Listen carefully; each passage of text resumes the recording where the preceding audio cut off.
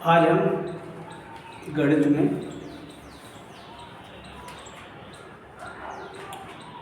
और आगे सीखते हैं।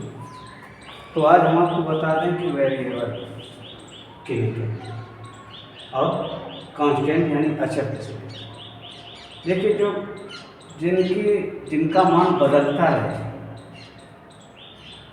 उनको हम चर कहते हैं। चर का मतलब इसमें विचरण करने वाला, चलने वाला, जैसे एक्स वाई जेड और ए बी सी डी जो अक्षर होते हैं इनको हम कहते हैं कि चर। और कांस्टेंट का मतलब अचर जो स्थिर हो, जैसे 1 2 3, एक का मान एक ही रहेगा, चाहे जहाँ रख दो 2 का मान 2 ही रहेगा। अब देखो, ये एक्स है, इसको कहते हैं आधार, इसके ऊपर जो होता है उसको कहते हैं घात, और इसके साइड में जो लिखा होता है इसको कहते हैं गुणा।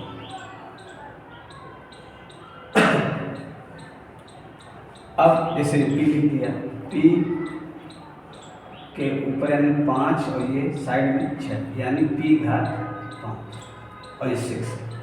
तो इसका आधार क्या है? पी, घात क्या है? 5, गुणांक कितना? 6। जैसे वाई के घाते 5 ये 2, तो इसका आधार हुआ वाई, घात हुए 5 और गुणांक हुआ।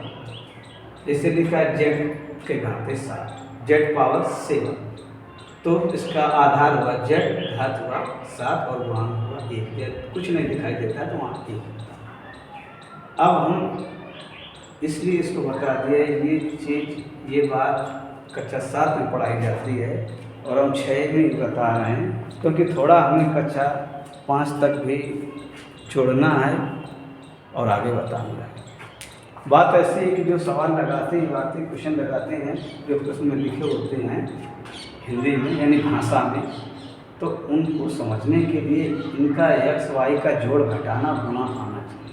क्योंकि नहीं माना संख्या एक्स वाई जेड मान लेते हैं तो लगभग बच्चे इससे डरते बहुत हैं। जैसे मान लिया एक्स तो परेशान हो जाते हैं, एक्स क्यों मानेंगे, शॉर्टकट निकाल दें, उसमें आसानी रहेगी। वही बात हम समझाना चाहते हैं, ताकि एक प्रश्न को कई तरीके से जब तुम लगा लोगे तो आसानी से हल कर लोगे। और ये तो बात बिल्कुल सही है कि यदि आप गणित पढ़ रहे हैं और आप तर्क नहीं कर पा रहे हैं, एक बात को कई तरीके से नहीं समझ पा रहे, तो गणित पढ़ना व्यर्थ यानी बेकार। गणित केवल रटने का नाम नहीं होता कि रट लिया और बस 2 गुणा 2 4 आ गया तो गणित आ गई, ऐसा नहीं। गणित बहुत बारीक भाषा है।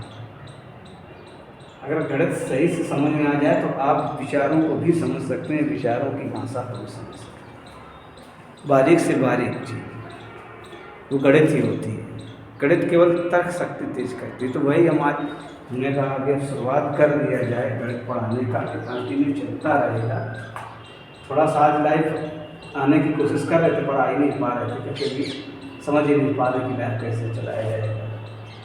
कोशिश कर रहे हैं, कोशिश करते रहेंगे ताकि ये हो जाए। बस इतना याद रखिएगा कि ये आधार है, ये घात होता है, इसके यहाँ गुणा होता है। अब इसके जोड़ घटाना और गुणा बताएंगे, भाग कक्षा 8 में पढ़ाया जाता है, उसको अभी बता देंगे तो फिर समझ नहीं पाओगे। पहले इसका जोड़ घटाना और गुणा आना चाहिए तब पढ़ना।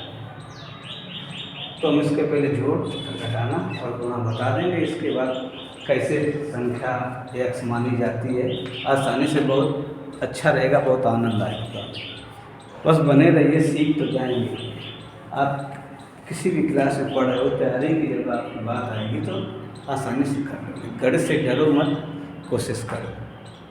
और मैं ये मानता हूँ अब कि दुनिया का सबसे कठिन रास्ता पढ़ाई का ही होता है। अगर ऐसा ना होता तो सब पढ़ते होते। तो मैं उम्मीद करता हूँ कम से कम 21 साल तक आप ईमानदारी से पढ़ाई पर ध्यान दीजिए,